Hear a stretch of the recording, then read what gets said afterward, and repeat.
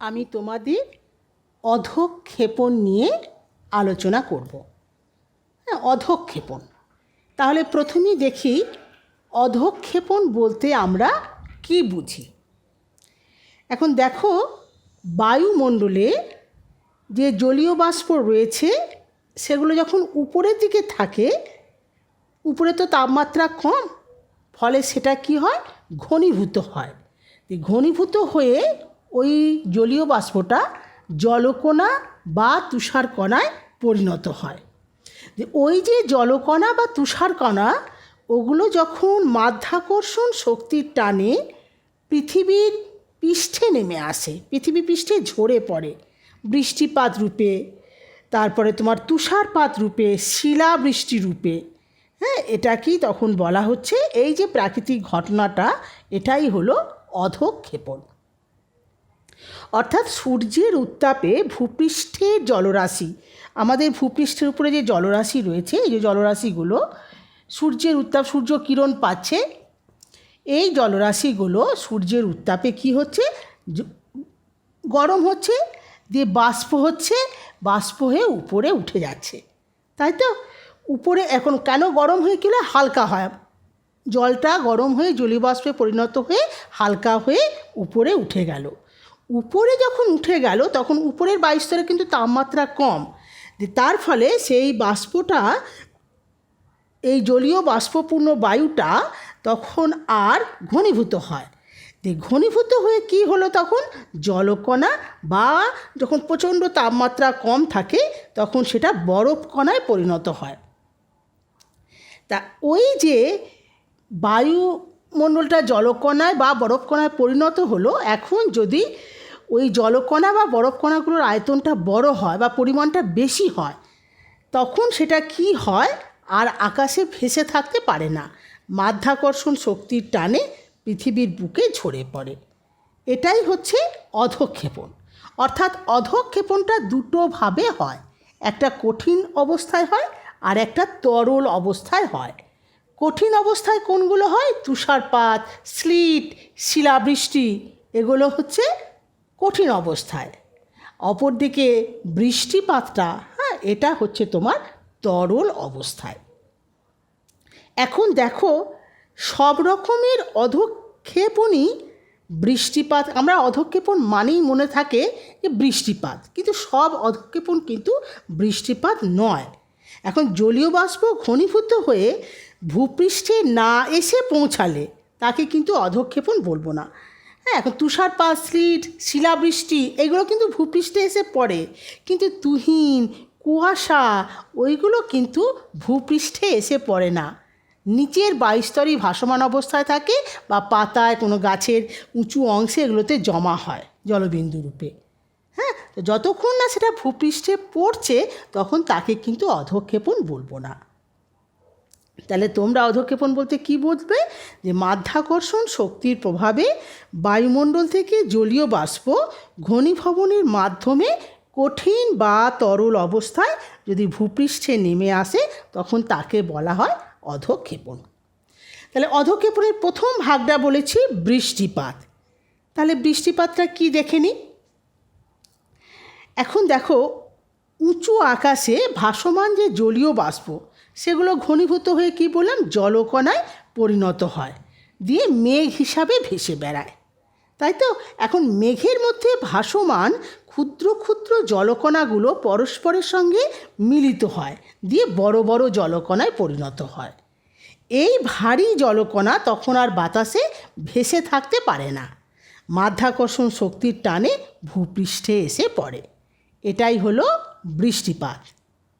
তাহলে সূর্যের তাপে জল বাষ্পীভূত হয়ে উপরে উঠে গিয়ে আকাশে ভেসে বেড়ায়, বাষ্পীভূত হয়, যে ঠান্ডা হয়, ঘনীভূত হয়, জলকণায় পরিণত হয় এবং বাতাসে ভেসে বেড়ায়। এই জলকণাগুলো ভেসে যেই বেড়াচ্ছে, এটা কী হিসাবে ভেসে বেড়াচ্ছে, মেঘ হিসাবে। মেঘের মধ্যে এই জলকণা যখন পরস্পর যুক্ত হয়ে যায়, আয়তনে বড় হয়, তখন সেটা আর ভেসে থাকতে পারে না, মাধ্যাকর্ষণ শক্তির টানে ঝরে পড়ে। এটাই হচ্ছে বৃষ্টিপাত। এবারে দেখি গুঁড়ি গুঁড়ি বৃষ্টিটা কী জিনিস। এখন মেঘ থেকে অতি সূক্ষ্ম জলকণা, যাদের ব্যাস হচ্ছে মিলিমিটারের কম, 0.5 মিলিমিটারের কম, হ্যাঁ, এর কম যখন হয় তখন কি হয়, এই সেটা গুঁড়ি গুঁড়ি বৃষ্টিরূপে বা ইলশে গুঁড়ি রূপে ঝরে পড়ে। হ্যাঁ, একদম যাদের যে সমস্ত জলকণার ব্যাস হচ্ছে 0.5 মিলিমিটারের কম। তুষারপাতটা কি? বায়ুমণ্ডলের উষ্ণতা যদি হিমাঙ্কের নিচে নামে তখন মেঘ থেকে অতি সূক্ষ্ম বরফ কণা ভূপৃষ্ঠে পড়ে, তখন তাকে বলা হয় তুষারপাত। তা শীতপ্রধান অঞ্চলে, উঁচু পার্বত্য অঞ্চলে তুষারপাতটা ঘটে। আবার বৃষ্টির জল যখন শীতল বায়ুস্তর ভেদ করে আমাদের ভূপৃষ্ঠের উপর নেমে আসার সময় প্রচণ্ড ঠান্ডা বায়ুস্তর ভেদ করে আসে, তার ফলে সেটা কি হচ্ছে, ছোট ছোট বরফ কণায় পরিণত হয় এবং ভূপৃষ্ঠের উপর ঝরে পড়ে, সেটা হলো স্লিট। আর শিলাবৃষ্টিটা কি? বৃষ্টির সাথে বড় বড় বরফ কণা যখন শিলা আকারে ঝরে পড়ে তখন সেটা হচ্ছে শিলাবৃষ্টি। হ্যাঁ, এখানে আমাদের কালবৈশাখীর সময় শিলাবৃষ্টি দেখা যায়।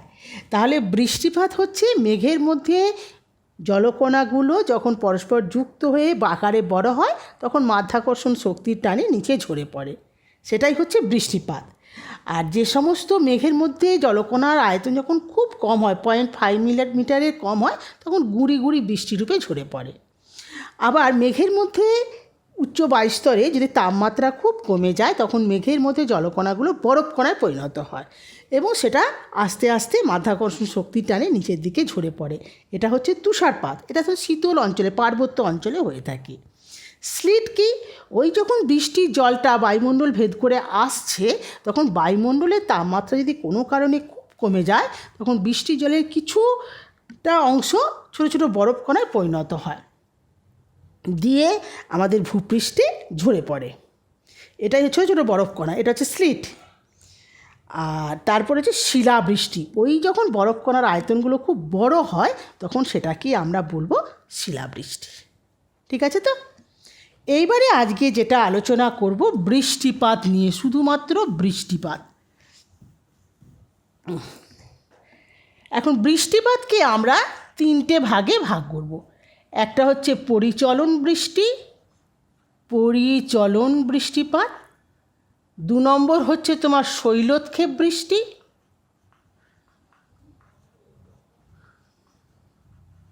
আর 3 নম্বর হচ্ছে ঘূর্ণ বৃষ্টি। ঠিক আছে? প্রথমেই আসে পরিচলন বৃষ্টিপাত। এখন দেখো পরিচলন বৃষ্টিপাত কাকে বলে। প্রথমত হচ্ছে যেটা আমাদের সূর্যের তাপে বাতাস গরম হয়। এখন যদি জলভাগ থাকে, ধরো মনে করো এটা হচ্ছে জলভাগ, সূর্যের তাপে এই জলভাগের জলটা কি হলো, গরম হয়। জলভাগের জল যখন গরম হয় তখন সেটা হালকা হয়, দিয়ে উপরে উঠে যায়। উপরে ওঠার পর সেটা ঠান্ডা বায়ুর সংস্পর্শে এসে ঠান্ডা হয় এবং ঘনীভূত হয়। এটা গরম হওয়ার পরে এটা আস্তে আস্তে উপরে উঠে গেল, ঠান্ডা বায়ুর সংস্পর্শে ঠান্ডা হলো, ঘনীভূত হলো। ঘনীভূত হয়ে কি হয়, প্রথমে মেঘ, তারপরে বৃষ্টি রূপে এটা ঝরে পড়ে। ঠিক আছে? এটাই হচ্ছে পরিচলন বৃষ্টিপাত। এখন দেখো দিনের বেলায় প্রখর সূর্যের তাপে ভূপৃষ্ঠের কোনো কোনো স্থানে বায়ু অত্যন্ত গরম হয়, হালকা হয়, প্রসারিত হয়, উপরে উঠে যায়। উপরে ওঠার পর কি হয়, সে লিনতাপ ত্যাগ করে। লিনতাপ ত্যাগ করার পর সেই বায়ুমণ্ডলের বাতাসটা আরও হালকা, আরও উপরে উঠে যায়, দিয়ে মেঘ তৈরি করে। উপরে উঠে যাওয়ার ফলে সেটা কি হচ্ছে, মেঘ তৈরি করলো, হ্যাঁ, বজ্রগর্ভ মেঘ। এর ফলে ওই বজ্রগর্ভ মেঘ থেকে বজ্র বিদ্যুৎ সহ যে বৃষ্টিপাতটা হয় এবং পৃথিবীপৃষ্ঠে ঝরে পড়ে, বৃষ্টিপাত রূপে পৃথিবীপৃষ্ঠে ঝরে পড়ে, সেটাই হচ্ছে পরিচলন বৃষ্টিপাত। তাহলে তোমরা কি বলবে, পরিচলন বৃষ্টি কাকে বলে? প্রবল সূর্যের তাপে ভূপৃষ্ঠ উত্তপ্ত হলে উষ্ণ আর্দ্র বায়ু উপরে উঠে প্রসারিত ও শীতল হয়ে ঘনীভবনের মাধ্যমে বৃষ্টিপাত ঘটালে তাকেই বলা হয় পরিচলন বৃষ্টিপাত। দিনের বেলা প্রবল সূর্যতাপে ভূপৃষ্ঠ সংলগ্ন জলভাগ থেকে জল বাষ্পীভূত হয়ে উপরে উঠে যায়। ঠিক আছে, উপরে উঠে লিনতাপ ত্যাগ করে দিয়ে ঘনীভূত হয়। এই লিনতাপ বায়ুকে আরও উপরে তুলে বজ্রগর্ভ মেঘ সৃষ্টি করে। এই মেঘ থেকে যে বৃষ্টিপাতটা হয়, এখানে মেঘ তৈরি হলো, হ্যাঁ, এই বজ্রগর্ভ মেঘ থেকে যে বৃষ্টিপাতটা হয় সেটাই হচ্ছে তোমার পরিচলন বৃষ্টিপাত। ঠিক আছে, তাহলে পরিচলন বৃষ্টিপাত হতে গেলে দুটো শর্ত দরকার। এক নম্বর হচ্ছে বায়ুমণ্ডলের উষ্ণতা যথেষ্ট বেশি হতে হবে, মানে সূর্যরশ্মিকে সেখানে লম্বভাবে কিরণ দিতে হবে, মানে এখানে যেখানে সূর্যরশ্মি কিরণ দিচ্ছে তার তীব্রতা বেশি হতে হবে। আর দু নম্বর হচ্ছে প্রচুর জলভাগের যোগান থাকা দরকার, কারণ সূর্যের তাপে তো জলটাই বাষ্পীভূত হবে। এখন আমাদের দেখো নিরক্ষীয় অঞ্চলে কিন্তু এই দুটো শর্তই আছে, উষ্ণতাও খুব বেশি, জলভাগের পরিমাণও খুব বেশি। তাই নিরক্ষরেখার উভয় দিকে 10 ডিগ্রি অক্ষাংশের মধ্যে আমাদের এই পরিচলন প্রক্রিয়ায় বৃষ্টিপাতটা হয়ে থাকে। হ্যাঁ, এছাড়া তোমার আর কোথায় হয়ে থাকে? নাতিশীতোষ্ণ মণ্ডলে, মানে 50 থেকে 70 ডিগ্রি অক্ষাংশে, ওখানে তোমার গ্রীষ্মকালের শুরুতে এই প্রক্রিয়ায় বৃষ্টিপাত হয়ে থাকে। তাহলে নিরক্ষীয় অঞ্চলে হয়ে থাকে আর নাতিশীতোষ্ণ মণ্ডলেও হয়ে থাকে। তাহলে নিরক্ষীয় অঞ্চলে হওয়ার কারণটা কি? তার কারণটা হচ্ছে নিরক্ষীয় অঞ্চলে সারাদিন বাষ্পীভবনের ফলে সারাদিন ধরে তো সূর্যের তাপে জল বাষ্প হচ্ছে, দুপুরের পর থেকে কিন্তু বায়ুমণ্ডলের তাপটা কমে যায়। তার ফলে বাতাসে আপেক্ষিক আর্দ্রতা বেড়ে যায়, তখন জলীয় বাষ্প ধারণ করার ক্ষমতা কমে যায়। সেই জন্য বিকেলের দিকে বজ্র বিদ্যুৎ সহ এখানে পরিচলন প্রক্রিয়ায় বৃষ্টিপাত হয়। প্রশ্ন আসে যে নিরক্ষীয় অঞ্চলে কেন পরিচলন প্রক্রিয়া বৃষ্টি হয়? তখন বলবে সারাদিন ধরে দিনের বেলাতে সূর্যের তাপে জলটা বাষ্প হয়ে উপরে উঠে যায়, উপরে উঠে যাওয়ার ফলে সেখানে ঠান্ডা হয়, ঘনীভূত হয়, কিন্তু যে তার ফলে ওখানকার কি হয়, উপরের বায়ুস্তরের তাপমাত্রা খুব বিকেলের দিকে কমে যায়। তখন তার যেহেতু কমে যায় সেই জন্য কী হলো, আপেক্ষিক আর্দ্রতাটা বাতাসে বেড়ে যায়। আপেক্ষিক আর্দ্রতা বেড়ে যাওয়ার কারণেই জলীয় বাষ্প ধারণ করার ক্ষমতা কমে যায়। তখন তোমার পরিচলন প্রক্রিয়া বৃষ্টিপাতটা হয়ে থাকে। এটাই গেল পরিচলন বৃষ্টিপাত। এইবারে দেখব শৈলোৎক্ষেপ বৃষ্টি। শৈলোৎক্ষেপ বৃষ্টিটা কী জিনিস বলি একটু আগে। এখন দেখো,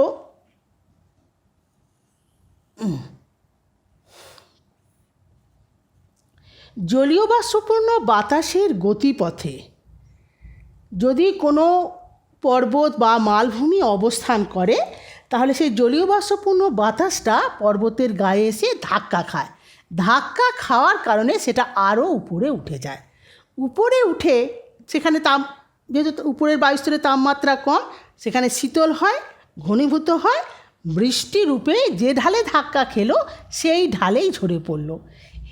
এই যে জলীয় বাষ্পপূর্ণ বাতাস পর্বতের গায়ে ধাক্কা খেলো, দিয়ে উপরে উঠে ঠান্ডা ঘনীভূত হয়ে বৃষ্টিরূপে ঝরে পড়ল, এটাকেই বলা হচ্ছে শৈলোৎক্ষেপ বৃষ্টি। এখন যে ঢালে বৃষ্টিটা হয় সেটাকে বলা হয়ে থাকে প্রতিবাত ঢাল। প্রতিবাত ঢাল, ঠিক আছে। এইবারে প্রতিবাত ঢালে বৃষ্টিপাত ঘটানোর পর এই জলীয় বাষ্পপূর্ণ বাতাস যখন পাহাড় অতিক্রম করে অনুবাত ঢালে এসে পৌঁছায়, তাহলে প্রতিবাত ঢালের বিপরীত দিকটা হচ্ছে অনুবাত ঢাল। অনুবাত ঢালে এসে পৌঁছায় তখন তাতে আর জলীয় বাষ্প বিশেষ থাকে না, এবং এই জলীয় বাষ্পপূর্ণ যে বৃষ্টিপাত ঘটানোর পর যখন অনুবাতে এসে পৌঁছায়, এই বাতাসটা তখন কি হয়, জলীয় বাষ্প থাকছে না, প্লাস নিচের দিকে নামছে। নিচের দিকে নামার কারণে তাপমাত্রা বেড়ে যাচ্ছে, ফলে জলীয় বাষ্প ধারণ করার ক্ষমতাও বেড়ে যায়। তার জন্য অনুবাত ঢালে গিয়ে আর বিশেষ বৃষ্টিপাত হয় না। সেই জন্য এই অঞ্চলটাকে বলা হয়ে থাকে বৃষ্টি ছায় অঞ্চল। বৃষ্টি ছায় অঞ্চল, ঠিক আছে। তাহলে তোমরা কি বলবে? জলীয় বাষ্পপূর্ণ আর্দ্র বায়ু ভূপৃষ্ঠের উপর দিয়ে প্রবাহিত হবার সময় উঁচু পর্বত বা মালভূমিতে বাধা পেয়ে উপরে উঠে প্রসারিত হয়, শীতল হয়, ঘনীভূত হয়, দিয়ে পাহাড়ের ওই ঢালে মানে প্রতিবাত ঢালে যে বৃষ্টিপাত ঘটায় সেটাকেই বলা হচ্ছে শৈলোৎক্ষেপ বৃষ্টিপাত। এখন শৈলক্ষে বৃষ্টিপাত হতে গেলে তিনটে শর্ত দরকার। একটা হচ্ছে সমুদ্রের কাছে উঁচু কোনো পর্বত থাকতে হবে। 2 নম্বর হচ্ছে পর্বতের উপরিভাগটাকে যদি বরফাবৃত হয় তাহলে তাপমাত্রাটা খুব কম হবে। আর 3 নম্বর হচ্ছে জলীয় বাষ্পপূর্ণ বাতাসটাকে ওই বাধাটার সঙ্গে পর্বতের সঙ্গে সমকোণে ধাক্কা খেতে হবে। হ্যাঁ, তাহলে পারে কিন্তু এই শৈলক্ষে বৃষ্টিপাতের শর্তগুলো পূরণ হলে আমাদের বৃষ্টিপাতটা ভালো হয়। আমাদের ভারতবর্ষে এই যে বর্ষাকাল চলছে, দক্ষিণ পশ্চিম মৌসুমি বায়ু হিমালয় পাহাড় ভারতবর্ষের উত্তর দিকে এরকম অবস্থান করছে। জলীয় বাষ্পপূর্ণ পাহাড় গিয়ে ভারত মহাসাগর থেকে বঙ্গোপসাগরীয় শাখা, আরব সাগরীয় শাখা, একটা হচ্ছে তোমার হিমালয় পর্বতে ধাক্কা খাচ্ছে, দিয়ে শৈলক্ষে বৃষ্টি ঘটাচ্ছে। আর একটা হচ্ছে ভারতবর্ষের পশ্চিম দিকে, আমাদের ভারতবর্ষের যে পশ্চিম দিকে কি পাহাড় আছে তোমার, পশ্চিমঘাট পাহাড় আছে। এই পশ্চিমঘাট পাহাড়েতেও আরব সাগরীয় শাখাটা ধাক্কা খায়, দিয়ে পশ্চিমঘাট পাহাড়ের পশ্চিম ঢালে যে বৃষ্টিপাতটা হয় সেটা হচ্ছে শৈলক্ষে বৃষ্টি। আর যখন এই পাহাড় অতিক্রম করে পশ্চিমঘাট পাহাড়ের পূর্ব দিকে এসে পৌঁছায় তখন তাতে আর জলীয় বাষ্প থাকে না, তার ফলে এখানটায় কিন্তু বৃষ্টিপাত কম হয়, খুব কম হয় বা হয় না। এটাই হচ্ছে বৃষ্টির ছায় অঞ্চল। তার পশ্চিমঘাট পাহাড়ের পশ্চিম ঢালটা হচ্ছে তোমার শৈলক্ষে বৃষ্টি, আর পূর্ব ঢালটা হচ্ছে তোমার বৃষ্টির ছায় অঞ্চল। তেমনি আমাদের এখানে মেঘালয় পাহাড়ের কাছে শিলং আছে। হ্যাঁ, এই যে আমাদের মেঘালয় মালভূমিতে এইখানেতে মৌসিন নামে প্রচুর বৃষ্টিপাত হলো, তারপরে যখন শিলংয়ে গিয়ে পৌঁছালো তখন এখানে বৃষ্টিপাত ঘটানোর পর আর শিলংয়ে বৃষ্টিপাত হয় না, তাই শিলং হয়ে গেল তোমার বৃষ্টির ছায় অঞ্চল। ঠিক আছে, তাহলে এই হলো শৈলক্ষে বৃষ্টি। এরপরে চলে যাচ্ছি আমাদের ঘূর্ণ বৃষ্টি। আমাদের ঘূর্ণবাত নিয়ে আগেই আলোচনা করা হয়েছিল, তবুও বলছি। এখন ঘূর্ণবাতের কারণে যে বৃষ্টিটা হয় সেটাই হচ্ছে ঘূর্ণবৃষ্টি। এই ঘূর্ণবৃষ্টি 2 প্রকার, একটা হচ্ছে ক্রান্তীয় ঘূর্ণবৃষ্টি, আর একটা হচ্ছে তোমার নাতিশীতোষ্ণ।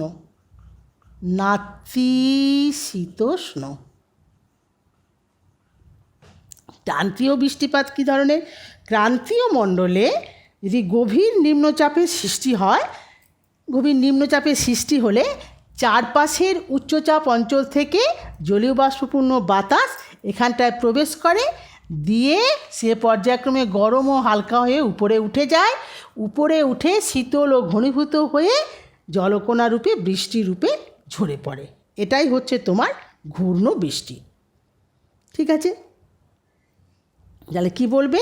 ক্রান্তীয় অঞ্চলে নিম্নচাপের সৃষ্টি হলে প্রচণ্ড উষ্ণতার কারণে সেই নিম্নচাপকে পূরণ করার জন্য চারদিক থেকে প্রবল বেগে জলীয় বাষ্পপূর্ণ বাতাস নিম্নচাপ কেন্দ্রে প্রবেশ করে। এখন এই যে উষ্ণ আর্দ্র বায়ুটা যেটা প্রবেশ করলো সেটা কি হলো, উপরে উঠে যায়, গরম হয়ে উপরে উঠে ঘনীভূত হয়ে বিশাল অঞ্চল জুড়ে মেঘের সৃষ্টি করে আর বজ্র বিদ্যুৎ সহ প্রবল বৃষ্টিপাত ঘটায়।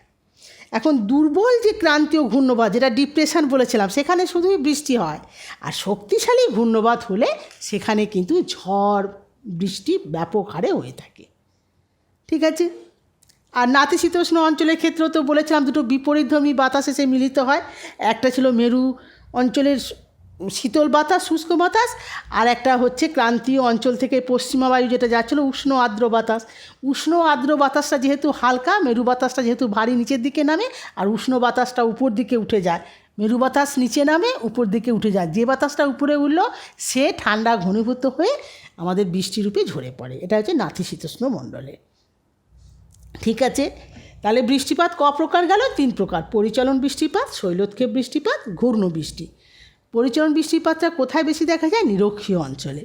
শৈলক্ষেপ বৃষ্টিপাত পাহাড়ের আমাদের ভারতবর্ষেই দেখা যায়, আর জলীয়বাষ্পপূর্ণ পাহাড়ের বাতাসের গতিপথে যদি কোনো পাহাড় বা মালভূমি থাকে, তাহলে সেই পাহাড়ের গায়ে ধাক্কা খেয়ে উপরে উঠে ঠান্ডা ঘনীভূত হয়ে প্রতিবাত ঢালে যে বৃষ্টিটা হয় সেটাই হলো শৈলক্ষেপ বৃষ্টি। আর ঘূর্ণবাতের কারণে যে বৃষ্টি হয় সেটাই ঘূর্ণবৃষ্টি। এটা ক্রান্তীয় ঘূর্ণবৃষ্টি হয়, নাতিশীতোষ্ণ ঘূর্ণবৃষ্টি। ক্রান্তীয় ঘূর্ণবৃষ্টিটা কী করে হয়? নিম্নচাপ কেন্দ্র তৈরি হয়, নিম্নচাপ কেন্দ্রে চারদিক থেকে বাতাস আসে, উচ্চচাপের বাতাস, জলীয়বাষ্পপূর্ণ বাতাস আসে, তারা পর্যায়ক্রমে গরম হয়ে যায়, উপরে উঠে যায়, বিশাল মেঘ তৈরি করে, যে বজ্রগর্ভ মেঘ থেকে যে বৃষ্টিপাতটা হয়। হ্যাঁ, আর নাতিশীতোষ্ণ অঞ্চলে দুটো বিপরীতধর্মী বায়ু এসে মিলিত হয় বলে সেখানে বৃষ্টিপাতটা হয়ে থাকে। আর যেটা হচ্ছে বৃষ্টিপাত মাপা হয় কোন যন্ত্রের সাহায্যে?